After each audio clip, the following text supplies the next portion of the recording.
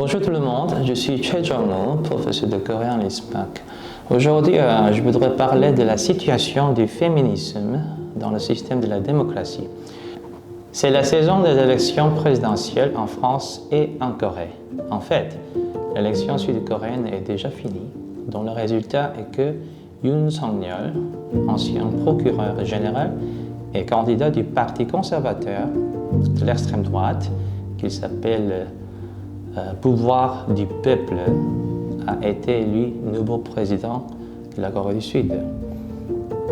Comme beaucoup de monde s'inquiète de son futur, il est possible que les 5 prochaines années en Corée du Sud, sous le régime de Yoon, seraient une série de cauchemars, non seulement pour la condition des femmes et la relation politique entre deux Corées, mais pour toutes les conditions politiques, sociales et culturelles du peuple, et même plutôt pour celles du peuple qui a voté pour lui.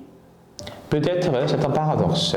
Pour certains, ce résultat de l'élection est même considéré comme une trahison de la révolution des Bouges, qui a déjà destitué l'ancienne présidente Park Geun-hye du même parti conservateur.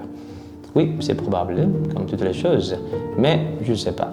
Pour essayer de mieux comprendre ce phénomène sociopolitique, il est nécessaire de poser des questions plus fondamentales. Est-ce que nous vivons dans les sociétés démocratiques? Oui, bien sûr, en France et en Corée du Sud. On croit que notre système politique est assez démocratique. Mais en même temps, on peut se demander, comme toujours, pourquoi le peuple vote contre l'intérêt de sa classe sociale. C'est le paradoxe général de la démocratie contemporaine. À nos yeux, le peuple qui a voté pour Yoon semble qu'il ne sait même pas qu'il s'est politiquement suicidé par son propre scrutin. Car, encore paradoxalement, le nouveau président Yoon n'appartient à la même classe à laquelle ce peuple appartient, ni ne représente son intérêt politico-économique. Comment est-il possible? Récemment, il y a toujours trop de réactions misogynes contre le féminisme, ascendant là en Corée du Sud. D'un côté, à cause de la tradition solide du patriarcat confucianiste, et de l'autre, à cause de la mauvaise conscience de jeunes hommes, qui se considèrent eux-mêmes comme victimes politiques du féminisme. On l'appelle backlash en anglais des hommes antiféministes. Ils considèrent le mouvement féministe pour l'égalité sociale entre les femmes et les hommes comme une oppression ou même un attentat contre eux, parce qu'eux-mêmes ils font partie et sont des complices de systèmes oppressifs. C'est toujours la menace très sérieuse, non seulement au mouvement féministe coréen, mais aussi à tout le changement égalitaire de la société générale elle-même. Et le pire, c'est que le Parti conservateur, plutôt l'extrême droite, utilise toujours cette réaction pour gagner l'élection présidentielle. Et il a gagné et réussi.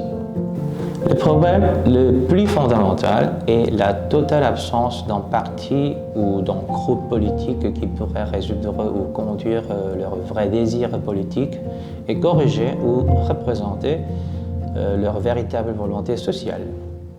On est devenu si habitué, même insensible, à ce système oligarchique du bipartisme qu'on a même oublié la façon dont on peut exprimer sa politique variée.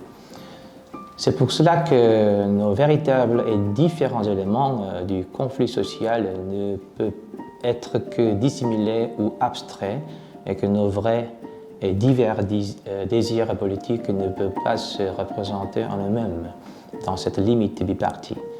Cette situation a rendu possible le règne de la République démocratique des hommes coréens, à la fois comme un royaume antiféministe et comme une oligarchie totalitaire, indifférent aux problèmes de l'inégalité entre les genres. Donc on va continuer à la prochaine vidéo. Merci beaucoup, 감사합니다.